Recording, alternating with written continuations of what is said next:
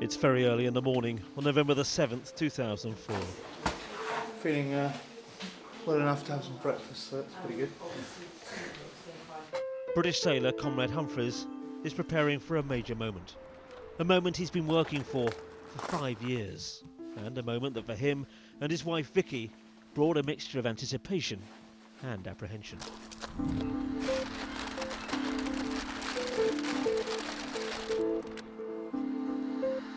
Doggy. Huh. How's the global challenge start? Thick fog. Conrad Humphreys was about to take on the Everest of solo sailing, non-stop, alone around the world in the 2004 Vendée Globe. It feels unbelievable. It feels. It's hard to really say exactly what it is. There's a little bit of a knot in my stomach at the moment, but I think it's not so much nerves. It's just a little bit of sadness, actually. 6 months before, Humphreys had taken the major step in achieving his lifetime's ambition. When he launched the boat, he spent years working to finance. Suddenly, this was no longer a dream. He would be on the starting line.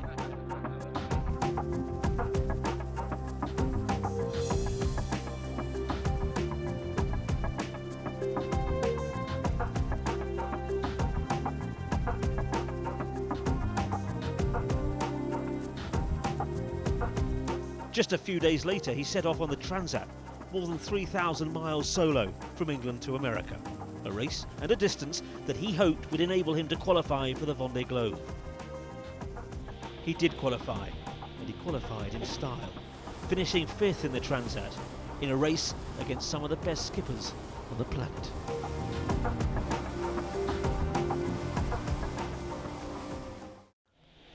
In the 3 editions of the race held between 1989 and 1996, 43 sailors started the Vendée Globe. Just 20 made the finish. 3 lost their life, 1 en route to the start. But every podium place had been occupied by a Frenchman, despite the entry being open to the world. Then, in the 2000 edition, France lost its domination of the podium. Frenchman Michel Desjoyeaux won, but Ellen MacArthur became the first non-French sailor to finish in the top 3. Most Novembers, Les Sables D'Olonne, a seaside resort in western France, is eerily quiet. But every 4 years, hundreds of thousands fill the docksides and the streets to catch a glimpse of the sailing adventurers of the Vendée Globe. Some have left here, never to return.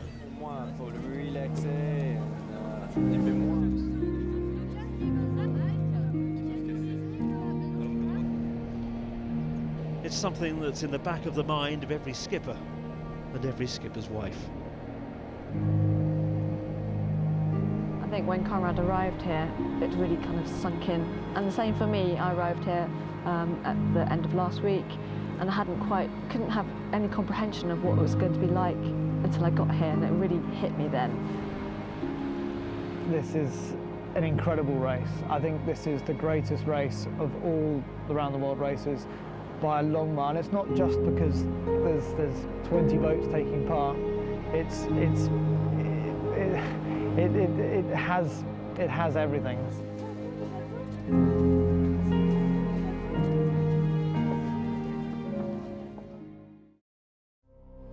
November the 7th, start day.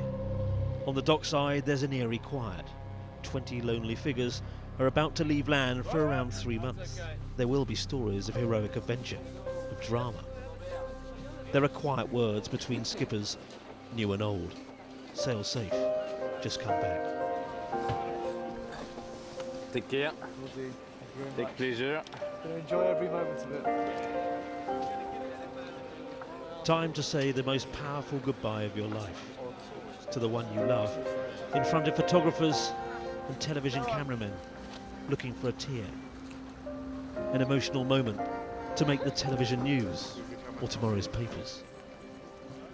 Getting out and get on with it. Of course, a little sad. Some are overcome by it all. Some closest to the skippers cannot bear to even be there. But Vicky has lived every moment of her husband's dream, stood by him all the way, and is standing by him now. It's quite amazing having all these people here. It's quite daunting, really. I suppose it's sinking in now. But yeah, here we are. It's nearly time to go. The skippers are trying to do so much to please everyone. And still to remember what comes first.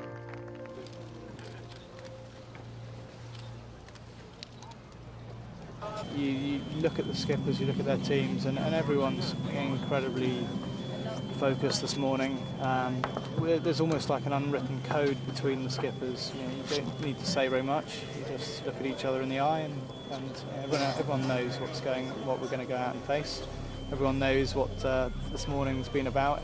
There's no boat here that has, without exception, has had an easy ride to get here, and that feeling is mutual between the fleet. It's a big relief for a lot of people who are able to leave this dock and start this great race.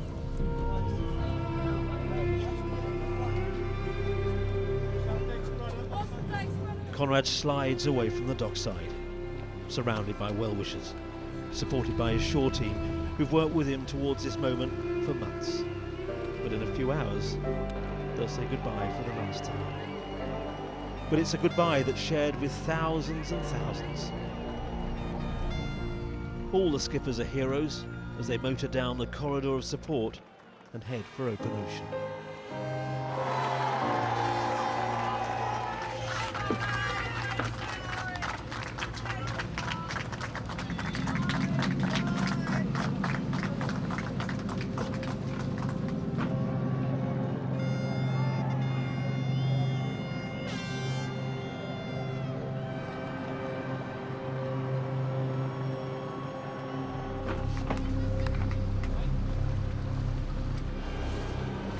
It's an amazing, amazing race.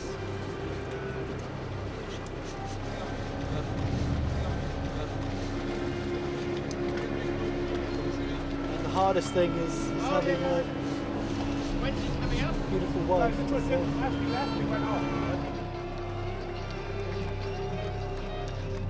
Unbelievable.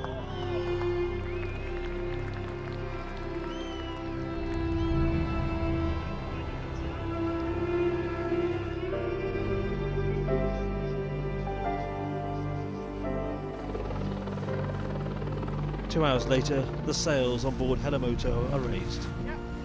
This really is the last goodbye.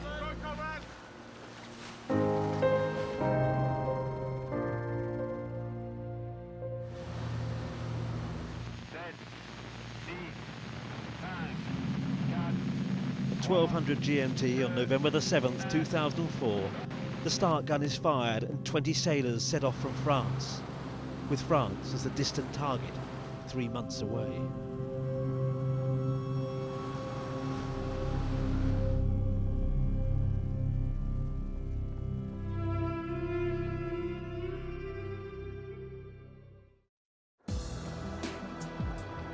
The Vendée Globe is around 26,000 miles long. The leaders will finish in around 90 days. In that time, Conrad may see no one. Everything on the boat will have to be managed by him alone. It takes a while to settle in. Second 24 hours at sea, and I had a bit of a funny day yesterday. I felt very, very depressed. It's only the second day at sea and just couldn't really shake it off. It was really weird, I guess, when you leave Les Sables D'Olonne with all those people, you almost feel you're invincible. And then suddenly very alone out here, but I don't know. For Conrad, the scale of the adventure hits home hard.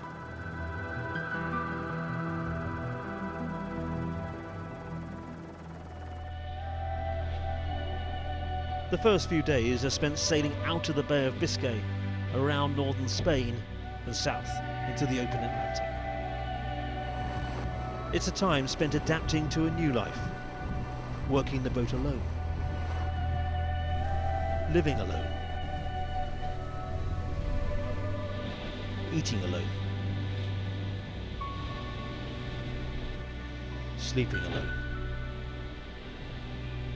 making every decision alone. Different people react in different ways. Come on!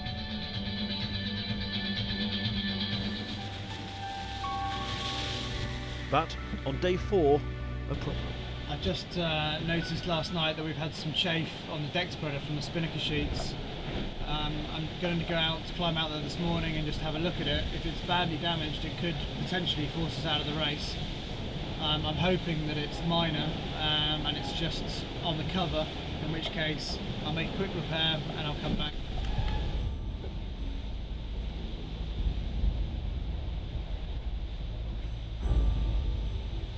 The precarious climb goes well. Conrad is satisfied he's fixed the problem and now heads east towards the west coast of Africa, where he believes the wind will be stronger.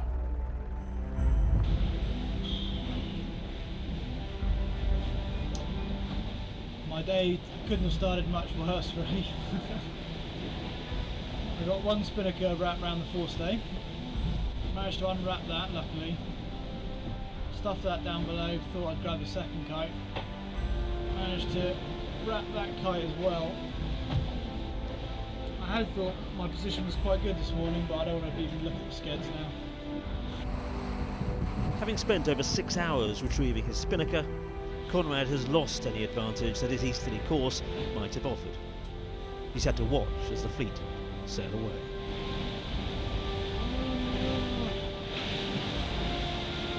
Losing 20 miles a sked here.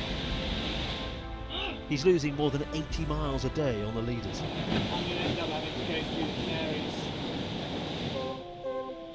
Conrad's fear of having to sail through the Canary Islands becomes a reality as he heads out to sea behind the main group.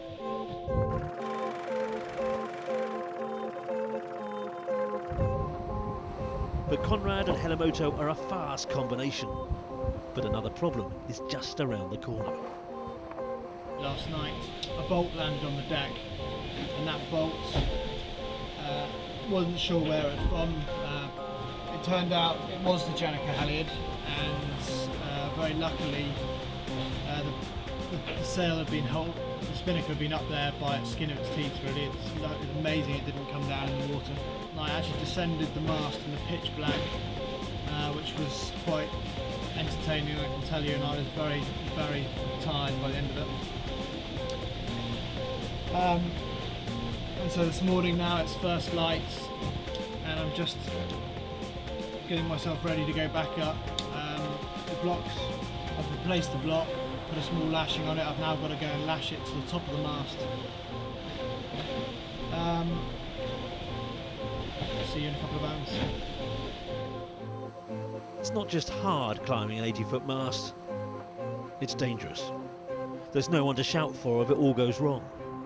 And this is the second time Conrad's been up in just a few hours.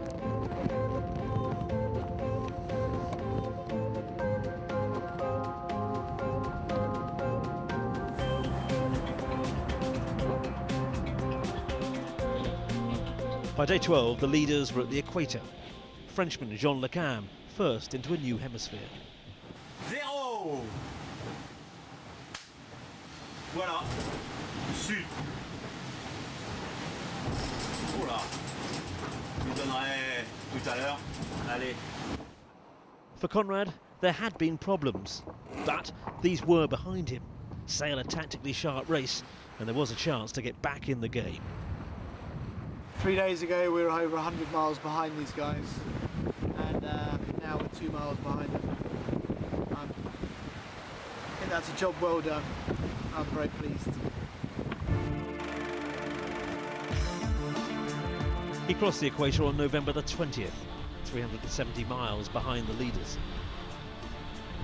Every sailor respects the sea, and paying tribute to the Greek god Neptune is a humorous ritual with a very serious undertone.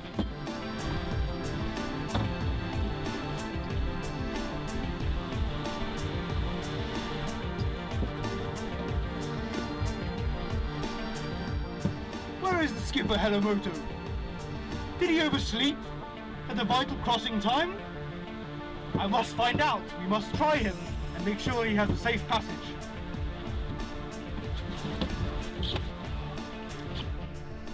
Ah, Neptune! What is it? Time already?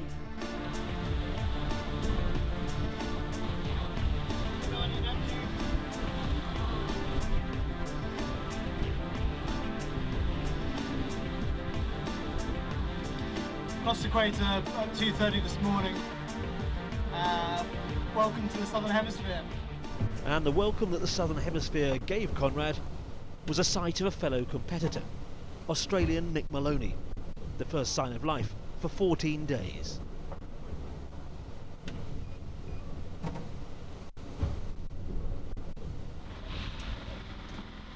Not sure if you can see that over there, but that's Scandia. It's 8 o'clock in the morning, it's the 21st of November, and we've been together now for about 24 hours. I first saw Nick yesterday morning, and last night he was just off our quarter there. He's been there all night. This morning he's there again. I can't believe it. We've been at sea for 2 full weeks and more, and here's Conrad right next to me. It's amazing. But both skippers were about to slow down fast. They were approaching the doldrums, an area of light winds and unpredictable conditions. We're coasting along here at 3 knots. We've got Scandia and Temenos just 50 miles down there, and Jerry Seaton and Proform just up to windward.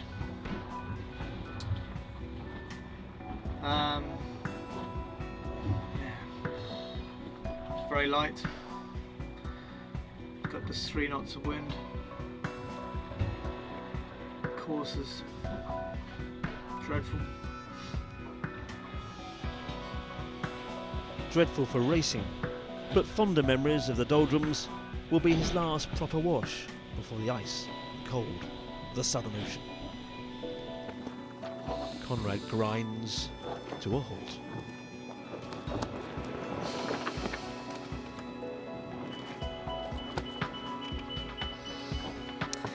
That is the pilot alarm saying no boat speed.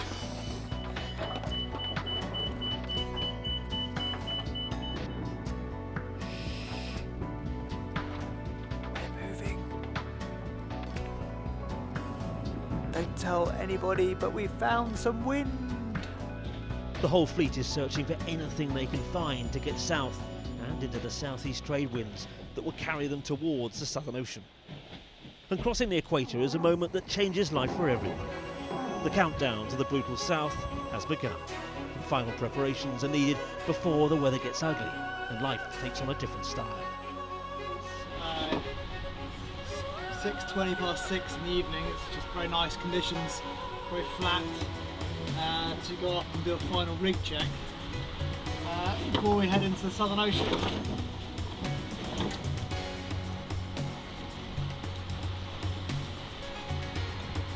Fantastic harnesses these, but sometimes you need to be a contortionist to get into them. All the climbing kit's set up here, you can see ascender up here, 2 bars up there, that's up where I'm going. There you go.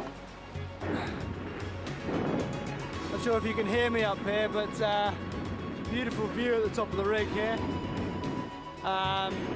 Everything looks in good order, the lashings held up well, and gorgeous evening.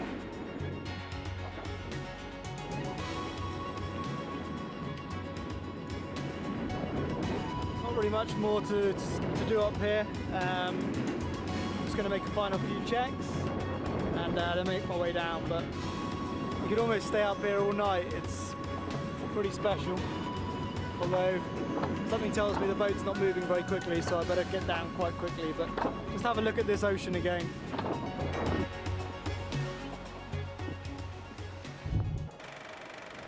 Day 26.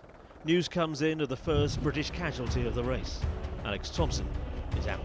About 3 hours ago, I had a massive cracking sound, and I thought, my God, the mast has gone maybe.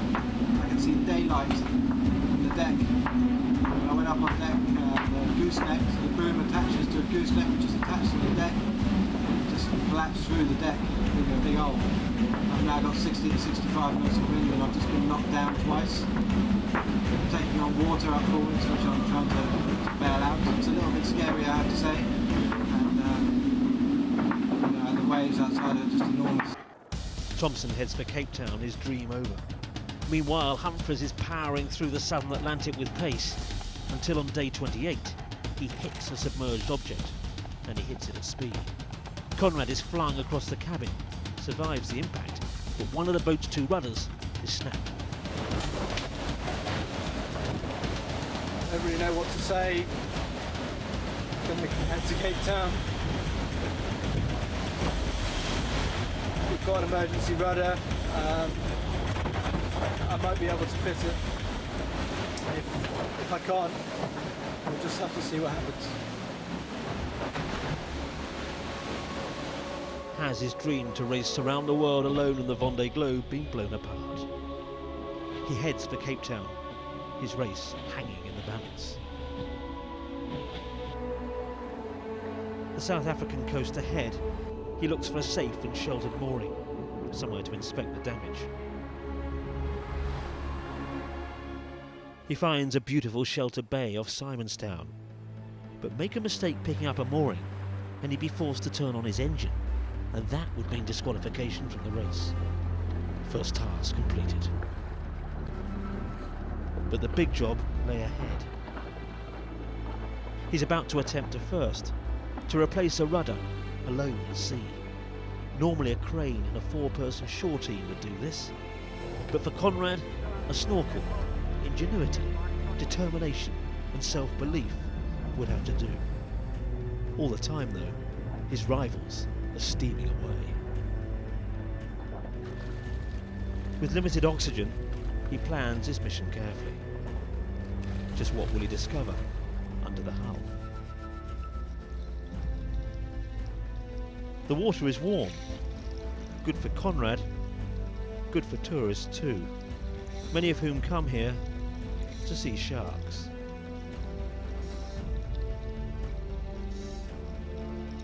But no unwelcome visitors, no more surprises for Conrad.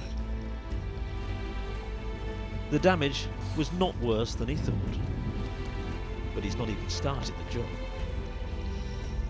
The jagged edge of the broken rudder. The whole rudder must be removed. It's a difficult shape, heavy, around 80 kilos, similar to that of Conrad, and it floats. Time for some ingenuity.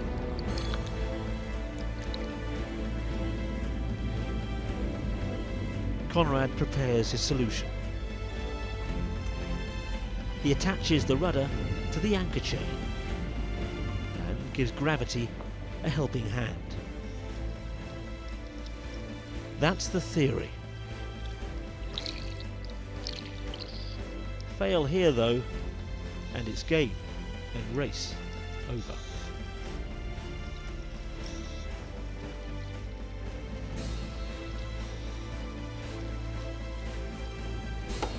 Back on board again, exhausted but fueled by adrenaline, he tries to force the old rudder off. And succeeds. Huge relief, but still, it's only the beginning.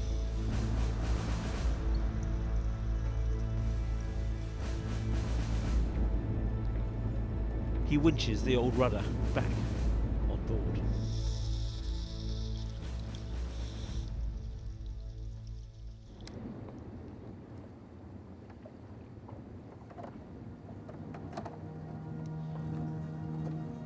Now, totally exhausted, he's been at his mooring for 36 hours. Conrad does not have the clock on his side. He has just 8 minutes of emergency air. He uses up vital minutes preparing the way for the new rudder. He creates a pulley system. Once in place, getting the rudder into position will be a grind.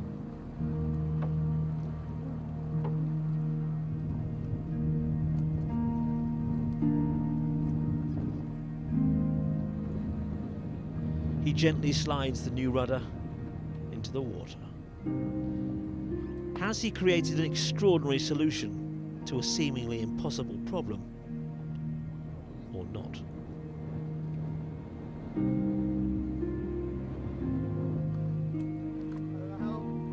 From above, he tries to pull the rudder into position. His pained expression goes. An incredible solo accomplishment. Back into the water. Release the lines. One final check. And then, for Conrad, quite a feeling. Can't believe it. Conrad Humphreys back in the Vendée Globe.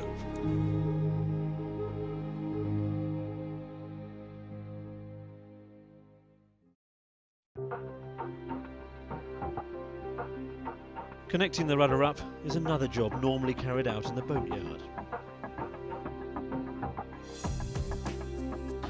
As Conrad lines it up, he knows that rudder failure in the next section of the race could cost him far more than retirement.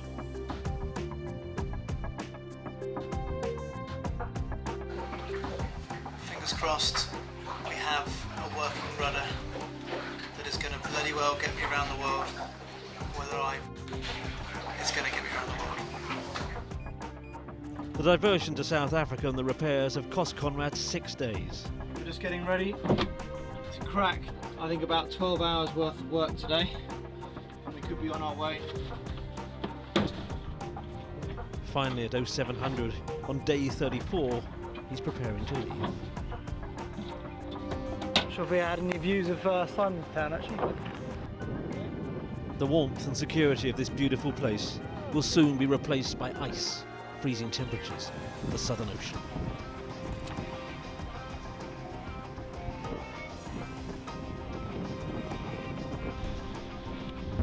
As he waves goodbye to the bay, where he saved his race, but never set foot ashore. A new chapter is about to begin, but right now, these are champagne moments. Being stuck in that bay, so close to shore, where I could see people, I could almost smell a cold pint of lager, was actually very hard, and there was a compelling reason to actually stop and just give up at that point. And when I finished the jobs list, I suddenly had this moment where, in my mind, I questioned whether I wanted to continue. It would have been easy just to have handed in the towel and given up. And that was quite a tough moment.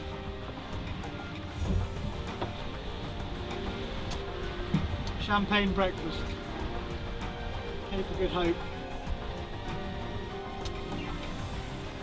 We're on our way, and feels very good. Feels very, very good. The reality of his new situation, though, is frightening. He's heading into the most dangerous ocean in the world, where there's no landmass to block waves and wind. Each reach a scale that's unique to the Southern Ocean. And where there are icebergs that could burst his boat apart. Conrad is 4,000 miles behind the race leader, 500 miles behind the last place boat. There's no one close to rescue him if he hits trouble. More than ever before, Conrad is on his own. And aware that 3 competitors have become victims of this place, alive but out of the race. On day 41, another boat and skipper succumbed. One of the race favourites, Roland Jourdain, is forced to retire with keel failure. Irreparable damage that could cause his boat to capsize at any moment. He heads for land, out of the race and heartbroken.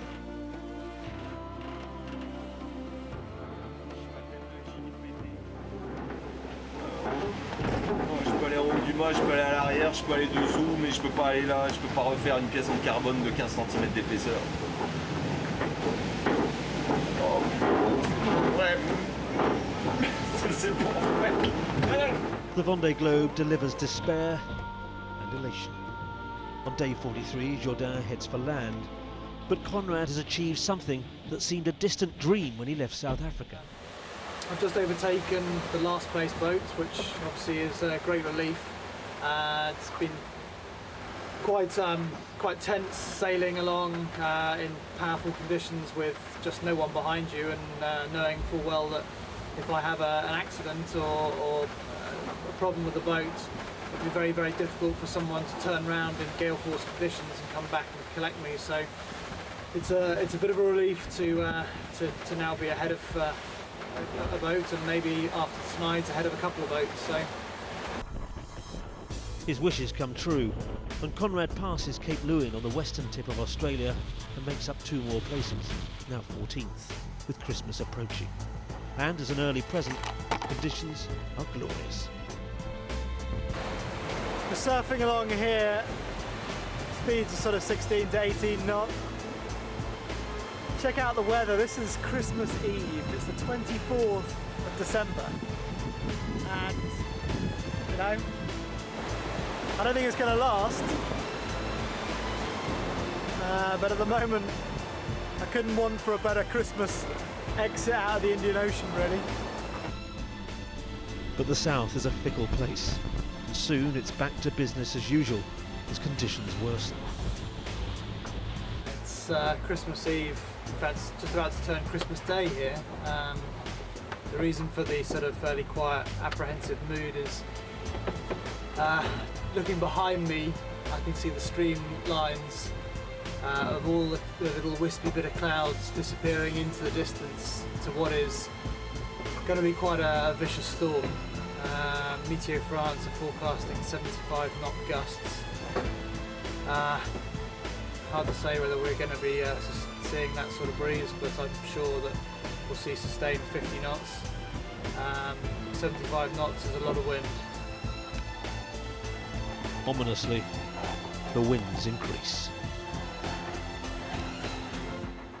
But still, Conrad is not prepared to give up his traditional Christmas Day.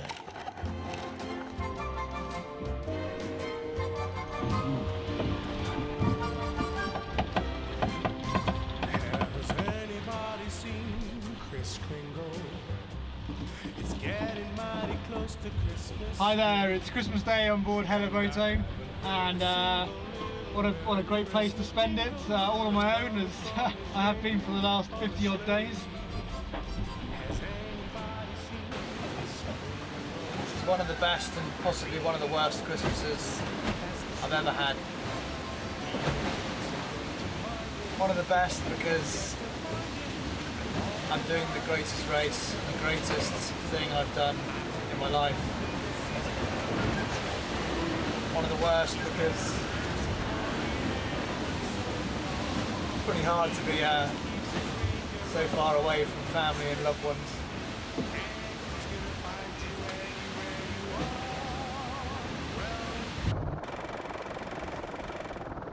Christmas over, and the generator that provides the power for light, for heat, for navigation grinds to a halt. Conrad is in a lonely, dark, dangerous cell. Despite this, he heads further south, even colder, even greater threat of ice, but a shorter, potentially faster route around the bottom of the world. Provided I can hold out in the cold weather, then the next 3 or 4 days are going to be quite important in sailing. So foot's firmly down on the right accelerator pedal, and just going to sail as fast as I can and safely as I can and see what happens. By day 58, Conrad has overhauled another 4 competitors. He's inside the top 10, but danger is never more than a heartbeat away. Been alerted by the radar to my first iceberg. 2 icebergs. There we go. Bang. This is an intimidating place in daylight, But add the mystery of darkness, it becomes a whole new world. You can see by my expression things are pretty intense. First two icebergs, 2 miles just to the north, currently doing 15 knots.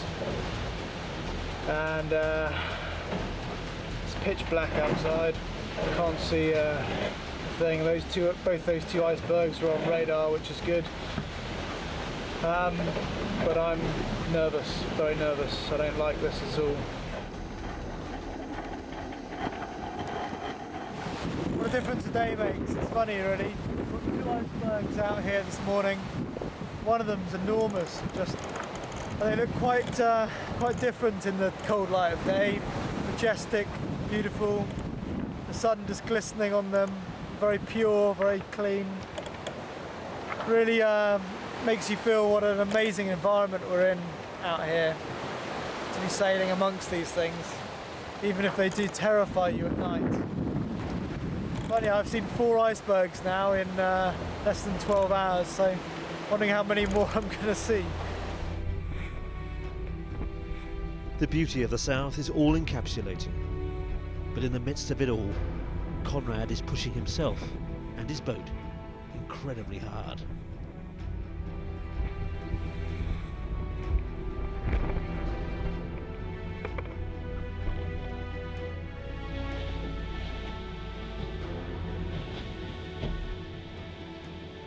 Cape Horn, at the tip of South America, is around 3 days sailing away.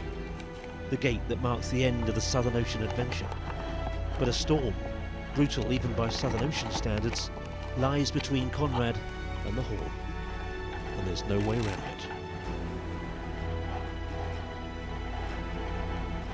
Helimoto and Conrad are against the power of the ocean, the wind, the waves. The boat is blown onto its side. The area where the autopilots are stored starts to flood. Lose these, and it's race over. The boat was knocked down twice, once with the mast almost in the water. And I lost all my wind gear, so I was steering under compass, which was very tough on the pilot, in a very, very confused sea state. That wasn't the end of it. I went to go and get my head down, just literally closed my eyes and thought, hang on a minute, it sounds like there's more water in the boat than outside the boat. It's difficult to see, but this arrangement here with the battens and the box, that is holding an inspection hatch in place. The water was actually running above the level of this clutch display.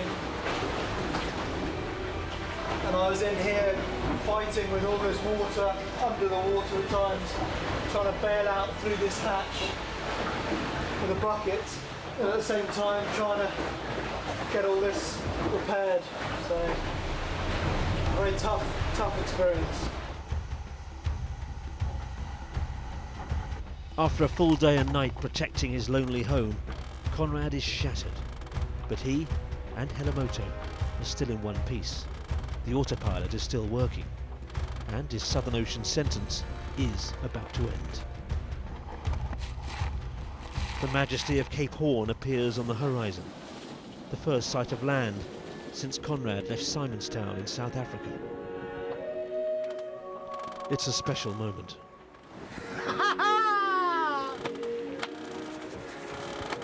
There is Cape Horn. Oh my word. What a fantastic experience. Pacific has been pretty hard, I have to say. Indian Ocean probably was quite kind to me. Pacific was very tough.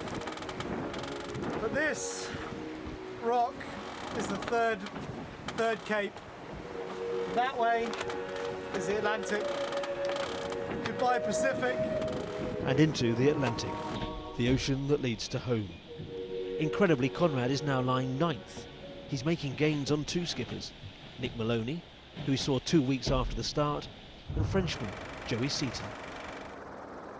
On day 79, Conrad is the fastest boat in the entire fleet. achieving the best speeds over a 24-hour run. The following day, though, frightening and race-ending drama for a skipper just ahead of him. His friend, Nick Maloney. The keel has just fallen off the boat, and I'm trying to sail dead downwind. I'm filling all the ballast tanks to try and keep the boat upright, but I don't know how long we're going to be able to do that. But I can't believe this tour is over for me. Huge disappointment for Maloney, but another place gained for Conrad. Until about 2-3 days ago we suffered a keel ram failure, and gradually the second ram has been losing pressure until today, where it finally let go. Managed to so far stabilise the situation by putting a lashing around each side of the ram. I don't know what to do next, really. I think I've got to somehow secure the rams themselves. The keel's still got quite a bit of violent movement, which is shaking the boat around, shaking the rig around. I still think there's a very good chance that we could lose the keel. This could be too difficult to solve, this one. I really, it's got my beat at the moment. You never know. We'll find a solution, I hope.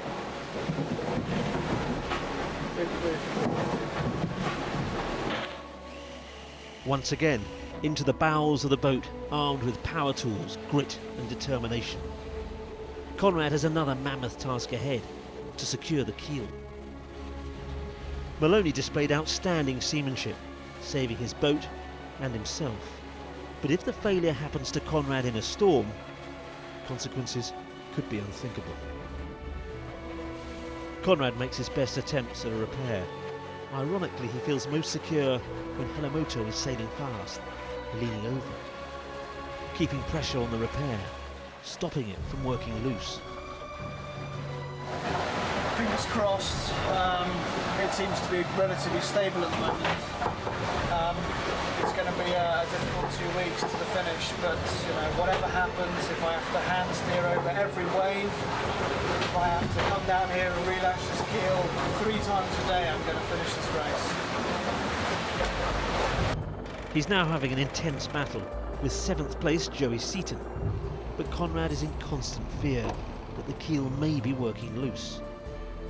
It's making a gut-wrenching noise. He's ready for the worst, sleeping in the cockpit close to his life raft with a grab bag full of emergency supplies. Despite this, as he crosses the equator and heads back into the northern hemisphere, he's gaining on his rival.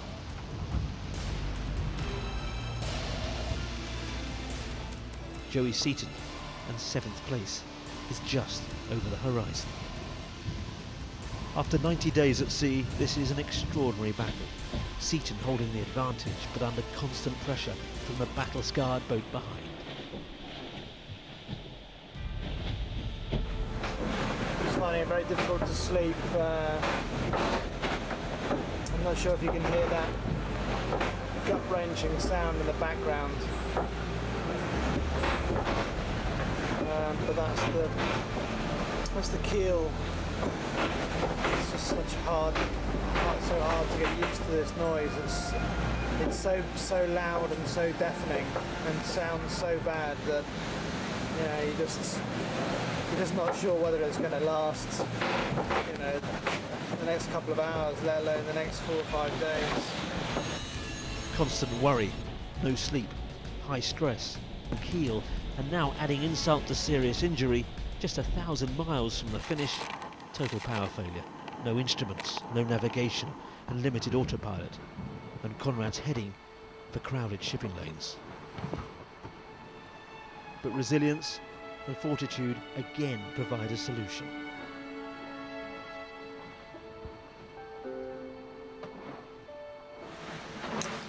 What you're looking at is every single instrument switched off. 24 hours ago we suffered another little setback. We're roughly about 3 days away from the Sables D'Olonne, and we had an engine problem, and as a consequence I've not been able to charge the batteries. So for the next 3 days we've got just very, very limited power just to run basic pilot, and probably not enough to get to the Sables D'Olonne on the pilot alone. So outside I'll show you what we've done to make sure we do get to the Sables D'Olonne with some power.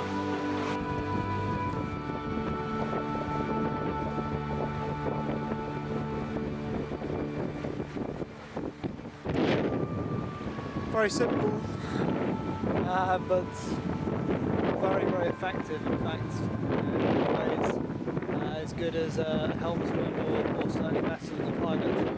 And as the makeshift autopilot takes Conrad home, it's almost time to start reflecting.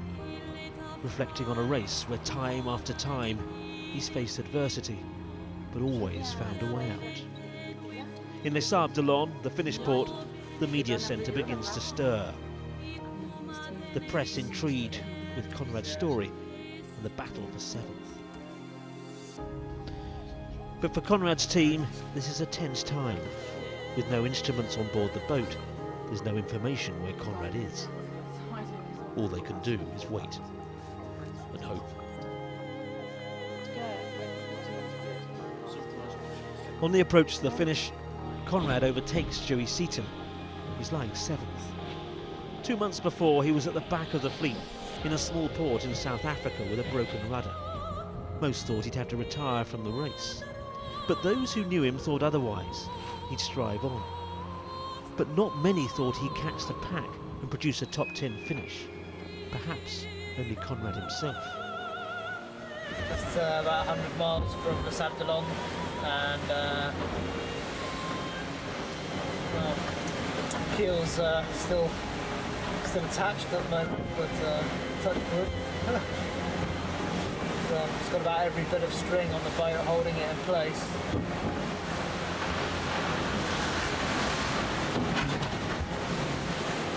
Absolute cracker that. God, I feel still quite nervous actually. Joey's only 40 miles behind me, and sailing so slowly at the moment, just trying to get there in one piece. I'm pretty sure he's going to catch me, but yeah, I don't really mind. It sounds strange, no one would have ever heard me saying that before, but at this stage in the race I just want to arrive safely and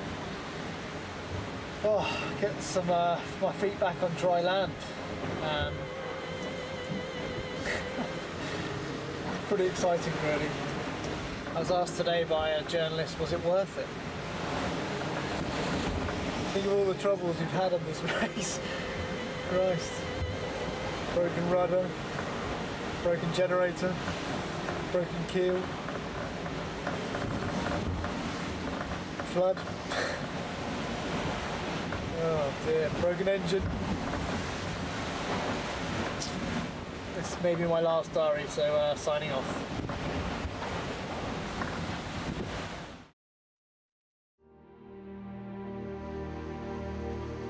On the evening of the 20th of February 2005, a bruised and tired Open 60 crept over the horizon towards Les Sables D'Olonne. The skipper, exhausted but exhilarated, his ambition complete. Soon it would be time for him to see friends and loved ones. And for his wife Vicky, it will be the end of 104 long, lonely days. I think today's been the longest day of my life. And it'll be, you know, pretty tense right up until the very end, but very excited, very much looking forward to seeing Conrad. It's been I wouldn't say it's been a long 3 months, but it's certainly been a very long week, this last week. But extremely proud of him, of course. And yeah, it'll be really good to just have him back in my arms, really.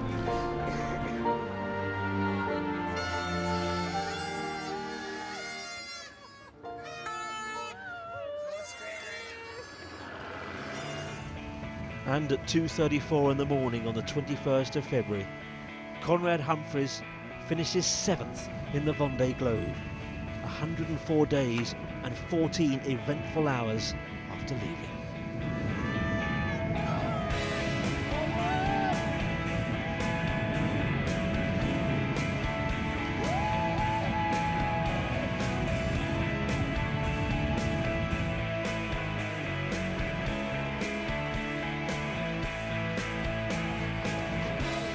For Conrad's team, the anxiety is over. For Conrad, the greatest reward, back in the arms of the person he found it so hard to leave.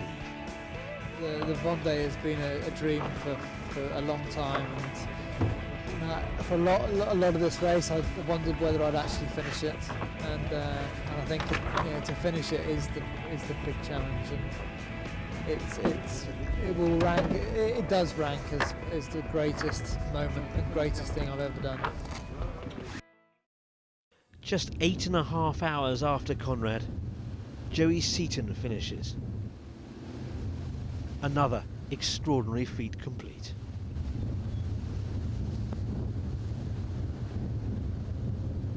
After their intense duel up the Atlantic, Conrad waited for his French rival to finish before completing his journey back down Les Sables D'Olonne canal to the dockside he departed from. It was a gesture appreciated by thousands and thousands who were out early in the morning, welcoming them both safely home. Two more heroes of the Vendée Globe.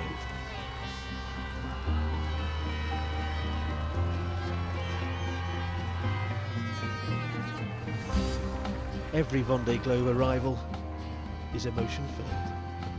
Of the 20 skippers that started the race, just 13 made the finish. All had extraordinary stories to tell. All had survived. But Conrad delivered one of the stories of the race, from last and out of touch to safe and 7th.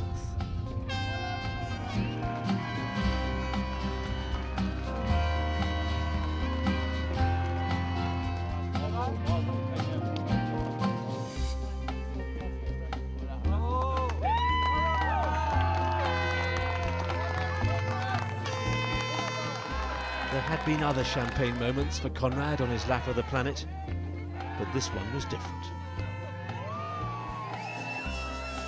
For him and his Motorola Ocean Racing team, this was the moment they'd all been longing for.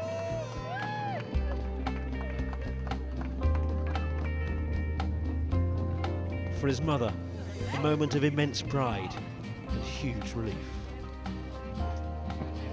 Mick Maloney, forced to retire on the home straight, meets Conrad on the dock. Not as planned. A difficult moment for him. Conrad had earned respect from a former Vendée Globe winner, Alain Gauthier. The man who 104 days before had gently held Conrad's hand, looked him in the eye, told him to take care and enjoy. This morning we came in to an arrival here in Les Sables D'Olonne that I never would have expected for a Brit. Finishing 7th in the Vendée Globe, it was thousands of people lining the harbour walls, and you can see it behind. It's just an amazing atmosphere, and I'm blown away. Conrad Humphreys has completed his dream. He's raced around the world non-stop. He's finished 7th in the Everest of solo sailing the Vendée Globe. The end. The end of the beginning. Because he's now on a new road. November 2008, and Conrad Humphreys will depart from Les Sables D'Olonne in the next Vendée Globe. Vendée will always rank as probably the greatest race I've ever done, and it's difficult not to want that again. And a lot can happen in the next 4 years, a lot will happen in the next 4 years, but I want to put a stake in the ground and say the Vendée will be our goal, and there's every reason why we can be the first British boat to win that race.